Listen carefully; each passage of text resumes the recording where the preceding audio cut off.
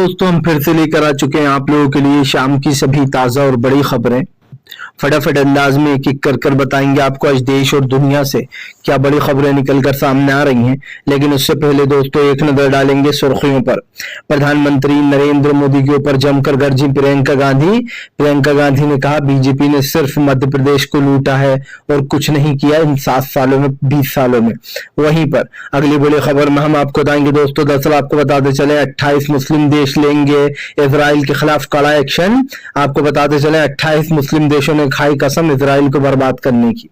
वहीं पर अगली बड़ी खबर में हम आपको बताएंगे बीजेपी के ऊपर जमकर गरजे असदुद्दीन ओवैसी बोले हमेशा से भारत ने फिलिस्तीनियों का समर्थन किया क्योंकि फिलिस्तीन पर अत्याचार होते रहे हैं। वहीं पर अगली बड़ी खबर में हम आपको बताएंगे दोस्तों, सर आपको बताते चले संजय सिंह को सता रहा है एनकाउंटर का डर।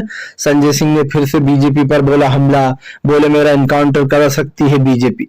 वहीं पर अगली बड़ी खबर में हम आपको बताएंगे दोस्तों, सर आपको बताते चले भारतीय जनता पार्टी को लगा बड़ा झटका, मामा शिवराज के खिलाफ वहीं की डिप्टी जो है एसडीएम ने ही खोल दिया मोर्चा। बताएंगे क्या कुछ है ये पूरा मामला।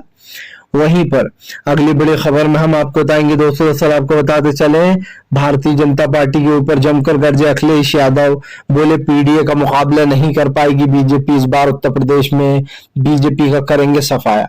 वहीं पर दोस्तों प्रधानमंत्री मोदी ने फिर से दे दिया एक बार योगी आदित्यनाथ को बड़ा झटका। दरअसल मंदिर का जो दोस्तों शुभारंभ होने वाला है उसमें 22 तारीख के दिन योगी आदित्यनाथ को शामिल ही नहीं किया गया है, सिर्फ मोदी ही मोदी दिखाई देंगे, योगी के आने पर लगा दी रोक।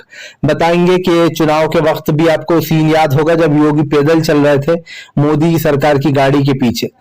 वहीं पर अगली बड़ी खबर में हम आपको बताएंगे दोस्तों, सर आपको बताते चले भ्रष्टाचार से भागती है मोदी सरकार, कांग्रेस ने बीजेपी को घेरा। दरअसल जिन 3 लोगों ने दोस्तों भ्रष्टाचार के आरोपों पर खुलासा किया था उन तीनों लोगों का ट्रांसफर कर दिया बीजेपी ने, जिसके बाद अब बीजेपी को विपक्ष ने घेर लिया है।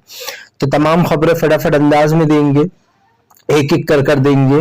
फिलहाल फिर चलिए बढ़ते हैं सबसे पहली और सबसे बड़ी खबर की ओर।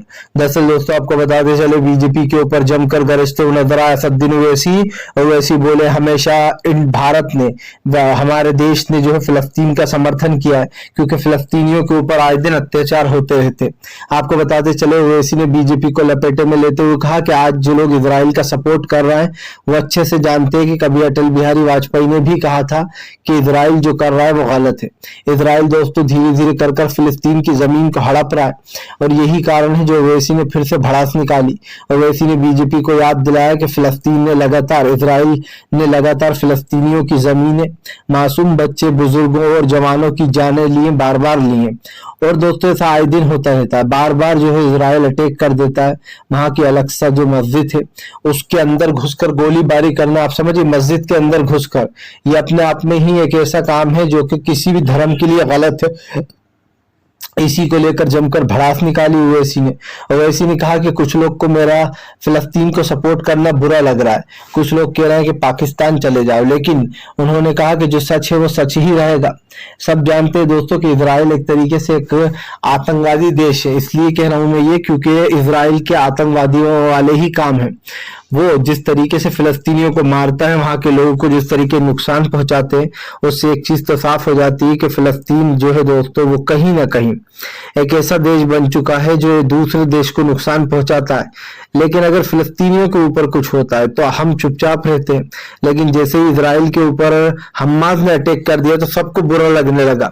हालांकि ये बात गलत है दोस्तों, क्योंकि हिंसा किसी भी रूप में सही नहीं होती है। हिंसा से दोनों ही देश का नुकसान हो रहा है, हमास का भी और इजराइल का भी। लेकिन इजराइल को ये सोचना चाहिए कि उसको फिलिस्तीन की जमीनों पर जो वो कब्जा कर रहा है वो कब्जे को उसको रोकना चाहिए था। और ये लड़ाई तब तक खत्म नहीं होने वाली है दोस्तों जब तक इजराइल फिलिस्तीन पर कब्जा नहीं रोक देता, क्योंकि जाहिर सी बात है जैसे इजराइल में लोग रहते हैं वैसे फिलिस्तीन में भी लोग रहते हैं दोस्तों। और ये चीज इसीलिए इतनी आगे बढ़ रही है क्योंकि जो वहां का राष्ट्रपति है दोस्तों उसकी वजह से सब कुछ हुआ है। चलिए बढ़ते हैं एक और अगली बिग ब्रेकिंग की तरफ। बता दोस्तों अगली जो बड़ी खबर निकल कर आ रही है, प्रियंका गांधी का मोदी सरकार पर बड़ा हमला। प्रियंका गांधी बोली बीजेपी ने इतने भ्रष्टाचार करे हैं, इतने भ्रष्टाचार कि मध्य प्रदेश पूरा भ्रष्टाचार में डूब चुका है। आपको बताते चले प्रियंका गांधी ने मोहम्मद शिवराज को लपेटे में लेते हुए कहा कि मध्य प्रदेश की जनता ने तय कर लिया है कि इस बार बीजेपी की विदाई तय है। आपको बताते चले प्रियंका गांधी ने कहा कि बीजेपी ने हमारी सरकार जो कि आप लोगों ने बनाई थी, जनता ने बनाई थी, उसको बेईमानी से गिरा दिया। उन्होंने प्रियंका गांधी ने जिक्र करते हुए कहा कि मोदी सरकार ने खरीद फरोख्त कर सरकार तो गिरा दी, लेकिन वो जनता के दिल में अपनी जगह नहीं बना पाई। उन्होंने कहा कि आने वाले समय में आप जनता ही बीजेपी को हराओगे। आपको बता दें प्रियंका गांधी की रैली में हुजूम था, ये कह सकते हैं कि जन सैलाब उमड़ पड़ा था। वहीं अगर हम बात करें बीजेपी की रैलियों की, तो बीजेपी की तमाम रैलियां खाली जा रही हैं। गृह मंत्री अमित शाह की रैलियों में कुर्सियां दिखाई दे रही हैं खाली। वहीं अगर हम कांग्रेस की बात करें तो कांग्रेस में दोस्तों भीड़ भर भर के आ रही है, और इस रैली से ही पता लग जाता है कि कहां किसका कितना दबदबा होगा। प्रियंका गांधी ने केंद्र सरकार को निशाने पर लेते हुए कहा कि फिलहाल इन लोगों ने तो गंगा मैया तक को नहीं छोड़ा, उस तक में भ्रष्टाचार कर डाला। उन्होंने कहा कि दलितों के ऊपर जो है पेशाब कर दिया जाता है, महिलाओं के साथ रेप कर दिए जाते हैं। मध्य प्रदेश में कानून व्यवस्था पूरी चौपट हो चुकी है, यहाँ पर कानून नाम की कोई चिड़िया अब नहीं है फिलहाल। चलिए बढ़ते हैं एक और अगली बिग ब्रेकिंग की तरफ। बता दोस्तों अगली जो बड़ी खबर निकल कर आ रही है, आपको बताते चले दोस्तों बीजेपी के ऊपर जमकर गरजे संजय सिंह। संजय सिंह बोले मेरा इनकाउंटर हो सकता है, बीजेपी मेरा इनकाउंटर करा सकती है। आपको बता दें दोस्तों इससे एक दिन पहले, अभी 2 दिन पहले भी संजय सिंह ने यही बात कही थी। उन्होंने कहा था कि फिलहाल ईडी दफ्तर में ही मेरा इनकाउंटर हो सकता है और ये लोग मेरा इनकाउंटर कराने की फिराक में। अब फिर से एक बार संजय सिंह ने उस मैटर को दोहराया। संजय सिंह का कहना है कि फिलहाल उनका इनकाउंटर करवाया जा सकता है। आपको बता दें संजय सिंह ईडी की गिरफ्त में है और ईडी की गिरफ्त के दौरान ही संजय सिंह ने ये बात बोली है। उन्होंने कहा कि फिलहाल मेरी जान को खतरा है। संजय सिंह बार बार इस चीज को दोहरा रहा है कि उनके ऊपर झूठे आरोप लगाकर उनको जानबूझकर जेल में भेजा गया है। आपको बता दें इससे पहले मोदी सरकार ने मनीष सिसोदिया का नंबर आया था, उससे पहले ही आम आदमी पार्टी के स्वास्थ्य मंत्री सत्येंद्र जैन, उनको भेजा गया था, वो अभी तक ईडी की गिरफ्त में है। और ऐसे में बीजेपी तमाम आम आदमी पार्टी के नेताओं को एक एक कर जेल की सैर करा रही है। हालांकि जब सबूत पेश करने की बात आती है ईडी के कोर्ट में, तो आप समझिए जज पूछते रह जाते हैं आपके पास सबूत क्या है। ईडी जो है दोस्तों इधर उधर की बातें कर और टाइम बढ़वा लेती है। अब जज ने जैसे कि 16 तारीख का समय दिया था कि भैया मनीष सिसोदिया के खिलाफ क्या सबूत है आपके पास, वो दीजिए, और पूरी आम आदमी पार्टी को आरोपी क्यों नहीं बनाया आपने शराब घोटाले में, ये भी कहा था। लेकिन जब सब जज साहब को भी पता है कि उनके पास कुछ सबूत होगा कैसे दोस्तों, अगर होता तो पहली हेयरिंग में पेश कर दिया जाता। सिर्फ विपक्ष को डराने धमकाने और उनका टाइम वेस्ट करने के लिए ये सब कुछ किया जाता है। हमेशा से आम आदमी पार्टी आरोप लगा रही है, खास करके अरविंद केजरीवाल, कि बीजेपी जो है वो जानबूझकर उनके नेताओं को उन्हें टारगेट कर रही है, क्योंकि वो आम आदमी पार्टी को खत्म कर देना चाहती है, क्योंकि ये लोग दिल्ली में कभी सरकार नहीं बना पाते फिलहाल।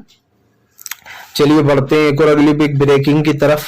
बता दोस्तों अगली जो बड़ी खबर निकल कर आ रही है, आपको बताते चले दोस्तों हमास और फिलिस्तीन की लड़ाई में 28 मुस्लिम देश का संगठन ने कर दिया ऐलान, इजराइल को सिखाएंगे सबक। आपको बताते चले दोस्तों OIC 58 मुस्लिम देश का जो संगठन है, जिसमें 58 मुस्लिम देश हैं, एक संगठन बना हुआ OIC, उन लोगों ने बड़ा फैसला ले लिया है।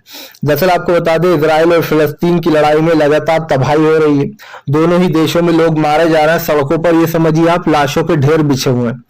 ऐसे में अब 28 जो मुस्लिम देश का OIC का जो 58 मुस्लिम देश का एक संगठन है, उसमें से 28 मुस्लिम देशों ने बड़ा फैसला कर लिया। उनका कहना है कि वो जो है अब इस पर एक्शन लेने जा रहा है।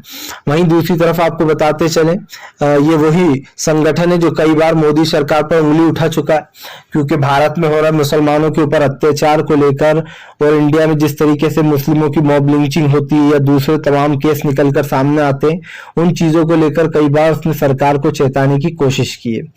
आपको बताते चले फिर से एक बार OIC जो है वो चर्चाओं में है, क्योंकि फिलिस्तीन और इजराइल की लड़ाई में ये मुस्लिम देश बड़ा फैसला ले सकते हैं। आपको बताते चले इजराइल को 28 देश ऐसे हैं, 28 देश तो ऐसे हैं जो इजराइल को एक देश मानते ही नहीं है। उनको लगता है इजराइल सिर्फ एक संगठन है जो लोगों को एक तरीके से परेशान करता है, खास करके फिलिस्तीनियों को। अब जब 28 देश ये मानते हैं कि इजराइल एक देश है ही नहीं, तो आप समझिए उसके खिलाफ एक फैसला भी लिया जा सकता है कड़ा। इसी कड़ी में कल हमने देखा कि कैसे सऊदी के प्रिंस सलमान और जो अर्दोगान है, तुर्की के राष्ट्रपति, उन दोनों ने भी बात की थी इसके मसले पर। सॉरी, ईरान के राष्ट्रपति ने, तो उन दोनों के बीच में भी बात हुई कि यहाँ पर रोकना चाहिए इस लड़ाई को, और दो दुश्मन देश एक साथ आ गए बातचीत के लिए। फिलहाल चलिए बढ़ते हैं एक और अगली बिग ब्रेकिंग की तरफ। बताया दोस्तों, अगली जो बड़ी खबर निकल कर आ रही है आपको बताते चले दोस्तों, भारतीय जनता पार्टी के ऊपर जमकर गरजते हुए नजर आए अखिलेश यादव। अखिलेश ने बीजेपी के खिलाफ खोला मोर्चा। आपको बताते चले, अखिलेश यादव ने बीजेपी को लपेटे में लेते हुए कहा कि उत्तर प्रदेश में कानून व्यवस्था बची ही नहीं है। यहाँ की योगी सरकार कहती है कि जीरो टॉलरेंस है, पर उत्तर प्रदेश में कानून अब नाम को नहीं बचा।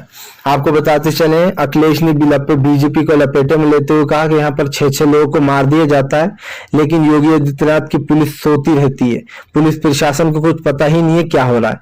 उन्होंने कहा अभी 2 जुड़वा बहनों की हत्या कर दी गई, इस मामले में भी योगी सरकार अब तक कुछ नहीं कर पाई है। आपको बताते चले दोस्तों, उत्तर प्रदेश में अब क्राइम इतना बढ़ चुका है कि लोग डरते हैं उत्तर प्रदेश जाने से। बार बार ये कहा जाता है कि उत्तर प्रदेश में आए दिन लूटपाट, चेन स्नैचिंग, गुंडागर्दी, गोली, किडनैपिंग, इस तरीके की चीजें बहुत होने लगी हैं।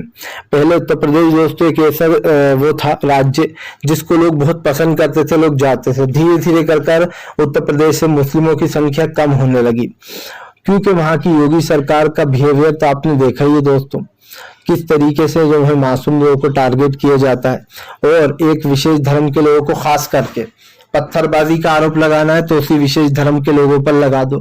इन तमाम चीजों को लेकर कहीं ना कहीं योगी सरकार घिरती ही रहती है, और अब फिर से ये एक चीज निकलकर सामने आई है जिसमें कहीं ना कहीं सरकार की नीतियां पूरी तरीके से हो गई हैं एक्सपोज।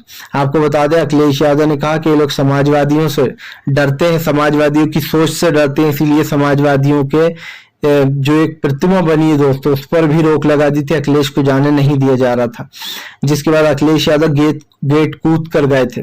इसी चीज को लेकर जो है यहाँ पर अब बम मचा हुआ, और अखिलेश ने साफ कहा है कि फिलहाल आने वाले समय में 2024 में पीडीए ही बीजेपी को सत्ता से करेगा बाहर। फिलहाल चलिए बढ़ते हैं एक और अगली बिग ब्रेकिंग की तरफ। बताया दोस्तों, अगली जो बड़ी खबर निकल कर आ रही, 5 राज्य में बीजेपी की होने वाली एक करारी हार। अगर ये हार हुई दोस्तों तो 2024 में बीजेपी का सूपड़ा साफ होने जा रहा है। आपको बताते चले, 5 राज्यों के चुनाव में बीजेपी कहीं पर भी स्टैंड करती हुई नजर नहीं आ रही है। हर राज्य में बीजेपी में बगावत मची हुई है। मध्य प्रदेश में बीजेपी के खिलाफ कई लोगों ने मोर्चा खोल रखा है, तो वहीं दूसरी तरफ दोस्तों मध्य प्रदेश के साथ साथ आपको बताते चले, और तमाम राज्य जहां जहां बीजेपी अपनी सरकार बनाने के दावे करती है, वहां वहां बीजेपी की दोस्तों पूरी तरीके से एक तरीके से कह सकते हैं कि विदाई होने वाली है। दरअसल इसका सबसे बड़ा रीजन क्या है, प्रधानमंत्री से लेकर तो दोस्तों बीजेपी के छुट भैया नेता तक हर कोई इस वक्त परेशान है, और इस परेशानी की सिर्फ एक ही वजह दोस्तों के आने वाले समय में बीजेपी को जो है यहाँ पर एक बड़ा नुकसान हो सकता है। दरअसल आपको बताते चले, भारतीय जनता पार्टी को एक बड़ा झटका लगता हुआ नजर आ रहा है, क्योंकि 5 राज्यों के जो चुनाव है उसमें बीजेपी किसी भी राज्य में अब जीत नहीं रही है। पहले वो राजस्थान में आगे चल रही थी, लेकिन वसुंधरा राजे की बगावत करने के बाद बीजेपी का गेम ही ओवर हो गया। यही कारण है जो अब राजस्थान भी बीजेपी के हाथ से जा रहा है। हालांकि राजस्थान में अशोक गहलोत का दबदबा है दोस्तों, कांग्रेस ने अच्छा काम किया राजस्थान में, और यही कारण है जो छत्तीसगढ़ में भूपेश बघेल, राजस्थान में अशोक गहलोत तुरंत वापसी की तैयारी में है, यानी कि दोबारा वो सरकार दोहराएंगे। ऐसे में लेकिन मध्य प्रदेश और जो दूसरे राज्य तेलंगाना वगैरह, वहां पर भी कांग्रेस का ही दबदबा दिखाई दे रहा है। यही कारण है जो मध्य प्रदेश में खोई हुई सरकार फिर से एक बार कांग्रेस के पाले में आएगी, क्योंकि जो सर्वे बताते हैं वो तमाम सर्वे ओपिनियन पोल्स तो यही कह रहे हैं कि वहां पर बीजेपी की हार हो रही है, और जो है कांग्रेस की प्रचंड जीत हो रही है। खैर आगे क्या होगा, रिजल्ट क्या आएगा, ये तो आने वाला समय बताएगा, लेकिन हवा अभी से दिखाई दे रही है कि हवा कांग्रेस की बन चुकी है। क्योंकि दोस्तों कांग्रेस ने मध्य प्रदेश हो या कहीं भी अच्छे काम किए थे। अगर वहां पर शिवराज सिंह चौहान सरकार नहीं गिराते तो अभी कमलनाथ की सरकार होती, लेकिन समझिए सरकार गिराने के बाद भी इन लोगों ने कुछ नहीं किया। 15 साल तो पहले शिवराज मामा की सरकार रही, 5 साल ये छीन लिए, कमलनाथ से 1.5 साल के बाद उनकी सरकार गिरा दी थी।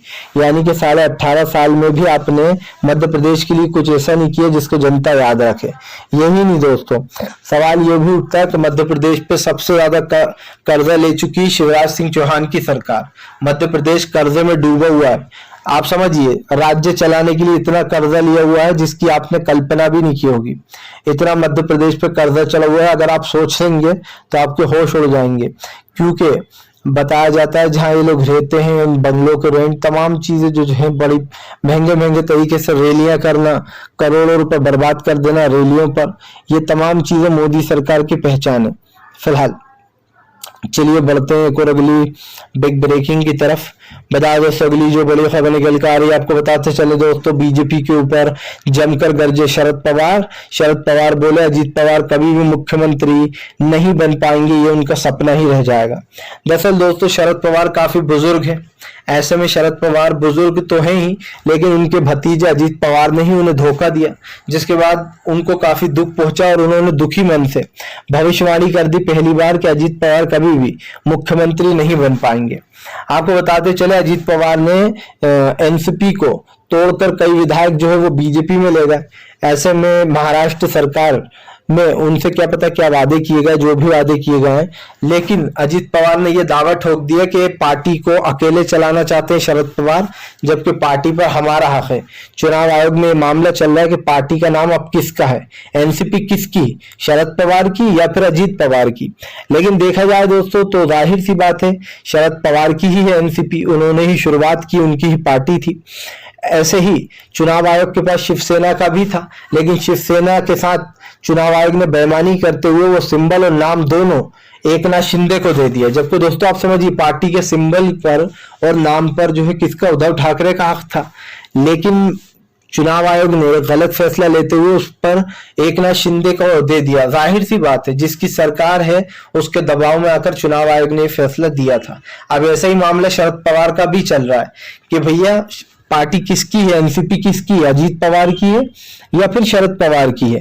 लेकिन हम आपको बताते चले शरद पवार ने दुखी मन से, रोते हुए उन्होंने कहा है, दुखी मन से थे, उन्होंने साफ कहा कि अजीत पवार कभी भी मुख्यमंत्री नहीं बनेंगे।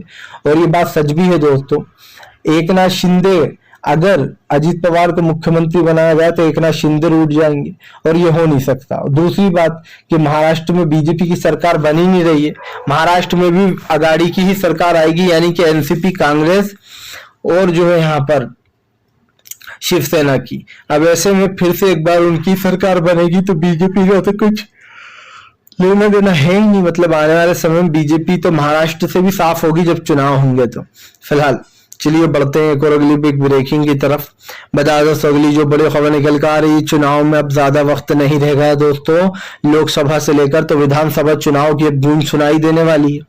आपको बताते चले दोस्तों, मध्य प्रदेश से लेकर तो तमाम जगहों पर वोटिंग होगी। वोटिंग के दौरान दोस्तों ये फैसला लिया जाएगा कि आखिरकार कौन कब वोट डालेगा और किसको देगा, क्योंकि ज्यादातर नवंबर में ही सब जगह चुनाव है।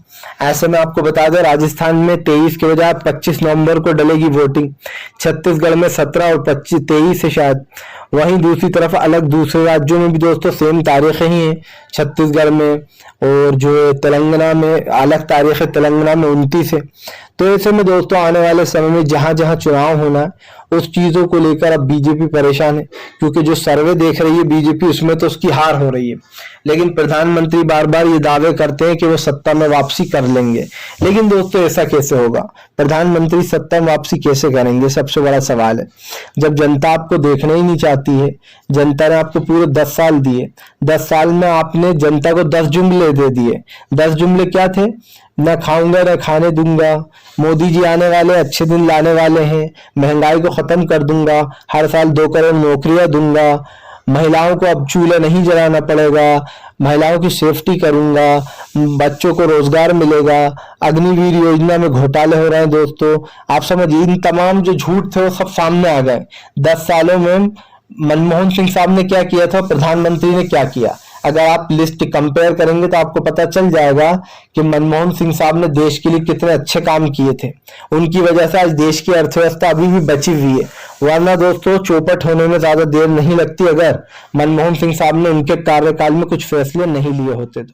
फिलहाल वीडियो अच्छा लगे तो कृपया लाइक